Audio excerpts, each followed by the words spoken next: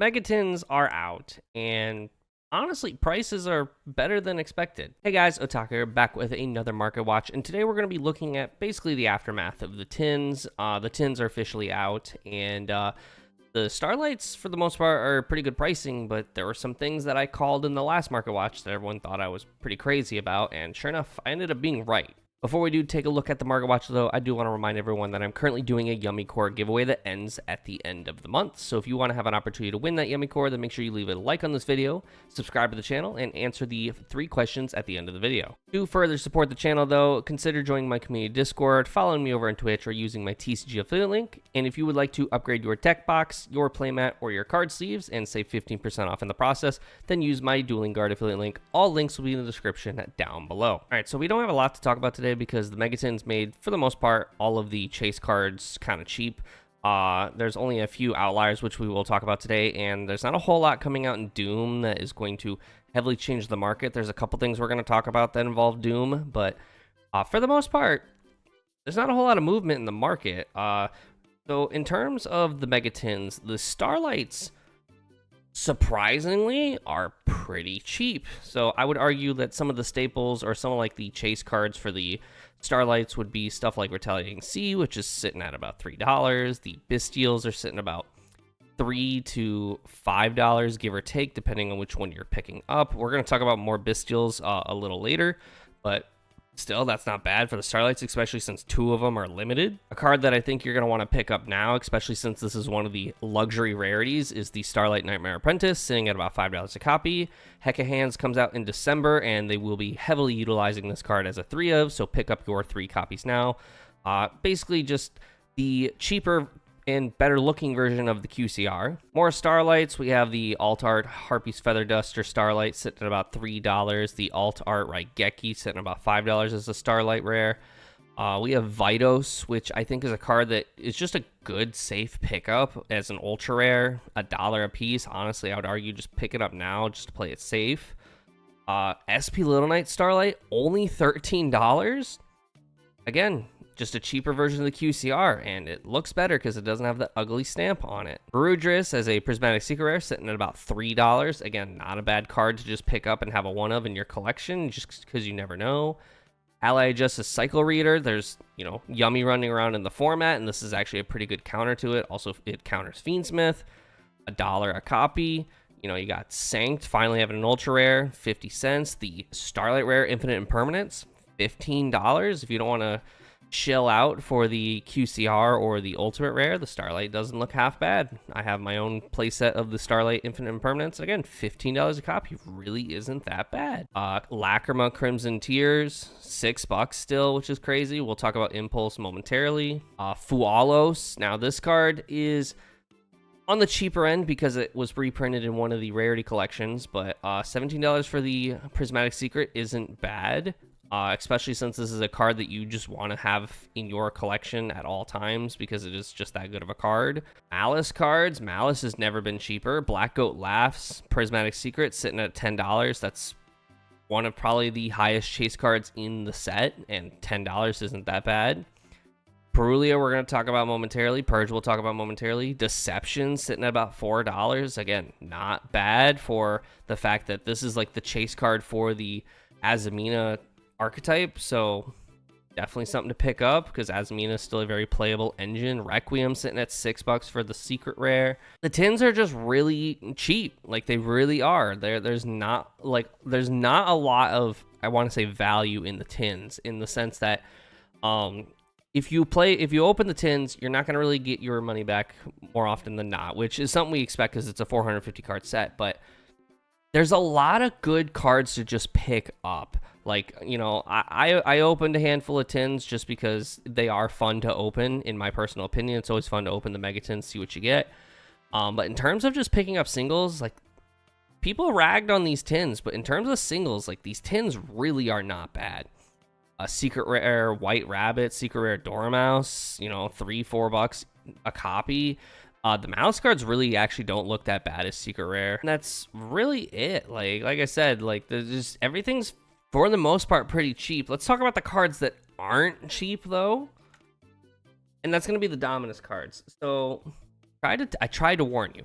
I really tried to warn you guys, because I've gotten to a point where I have started figuring out vaguely how the third-party market's working these days when it comes to prices of cardboard.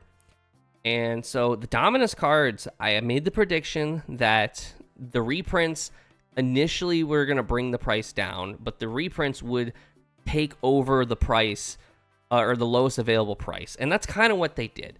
Impulse and Purge are sitting about $35 to $40 a copy, even after a reprint. Because let's be honest, yes, they got reprinted. Yes, they're a little more accessible, but they're in a 450 card set, and they're in the secret rare slot. A slot that has one card reserved per pack. You get 3 secret rares per 10. Your odds of pulling it are not very high.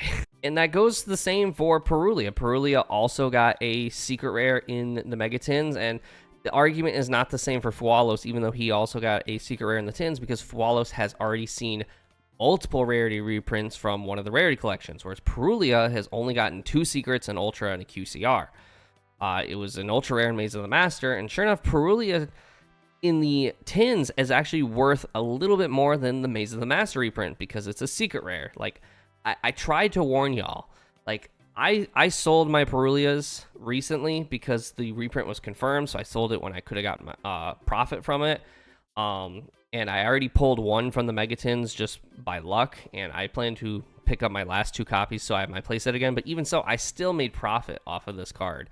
But I did try to warn you all that this was not going to be easily accessible. This was not going to be super cheap. I had people trying to tell me, no, it's going to be like 15, 20 at most. You guys are crazy. Anyone who argued that, you're crazy, because just because it became more accessible, like if it was an ultra rare, maybe. If it was an ultra rare in the Megatins, maybe, because I think you get 3 ultra rares per pack, but it was in the secret slot. Let's talk about Bystials. So the 3 Bystial brothers, the main ones, Baldrake, Jerusalem, and Mag, all got Starlights in the Megatins.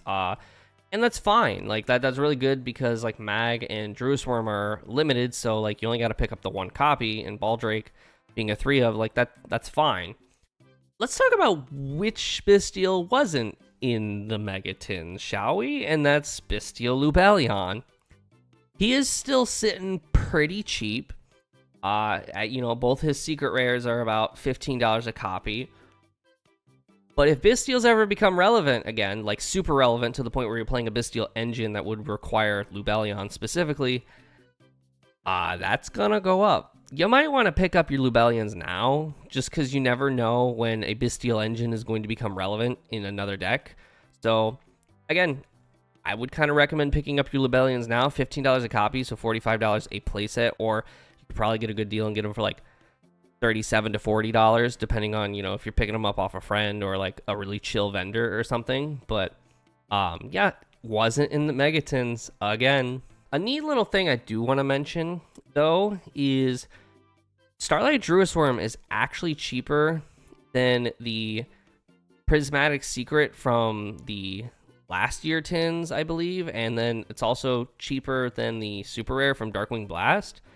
Same goes for Mag. Starlight Mag is actually cheaper than his super rare and his Prismatic Secret. And I mean, I'm not overly surprised, because the Prismatic Secret and the super are older, and also like the super's its original printing, and some people hold value on that.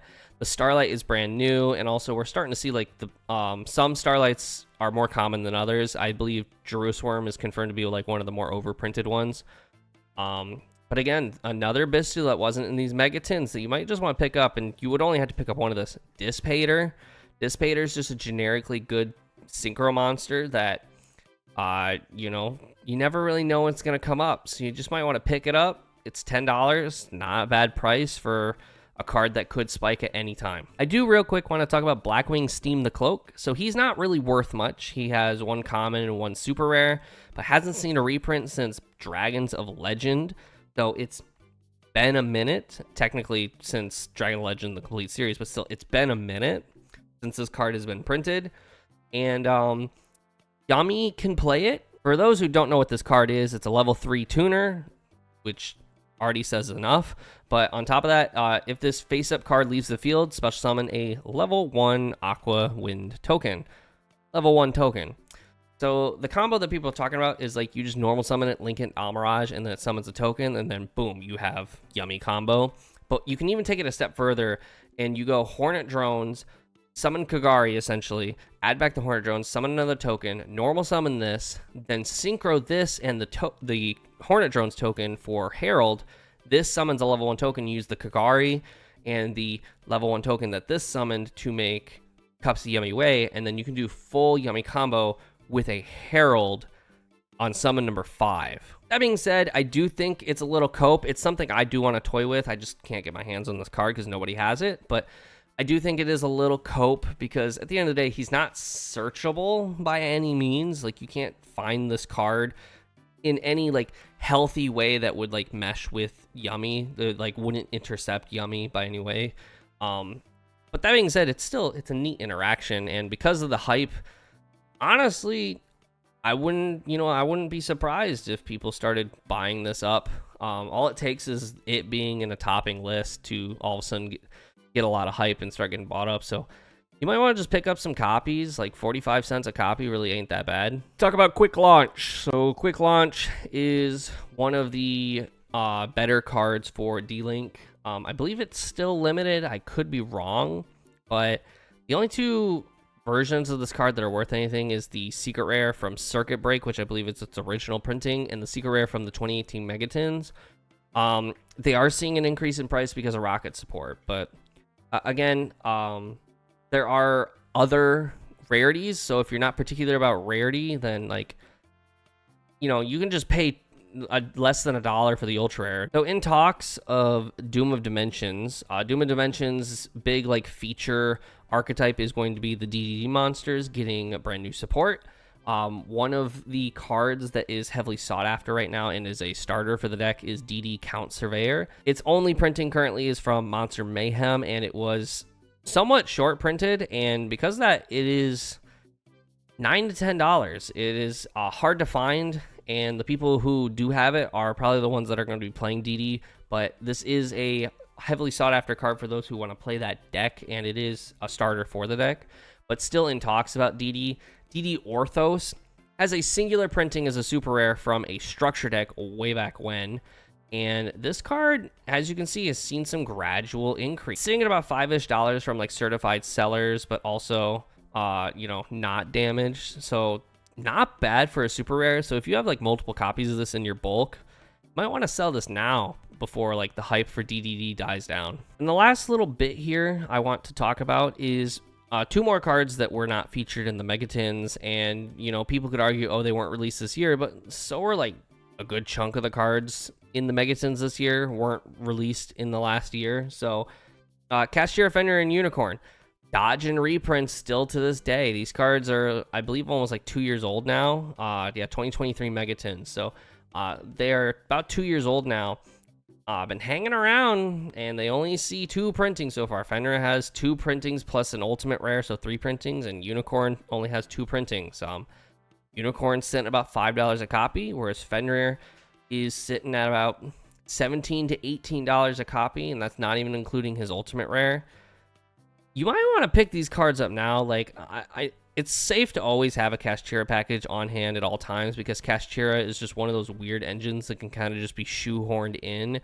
It just has to have like the right format to do it.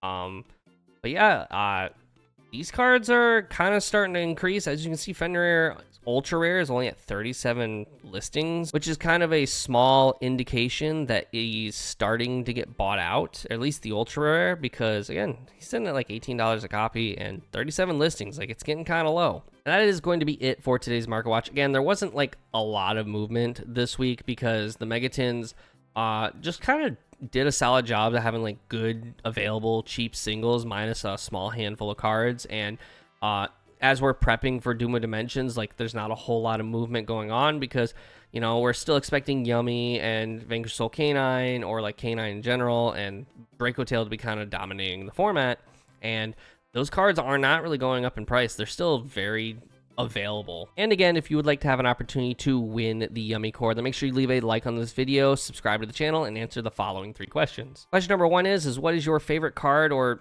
at least your favorite reprint in the Megatins? Question number 2 is why do I recommend maybe picking up Steam the Cloak? And question number 3 is what are the 2 engines that had missing cards from the Megatins that I would actually recommend picking up? Other than that, I'll see you all in the next video. See ya.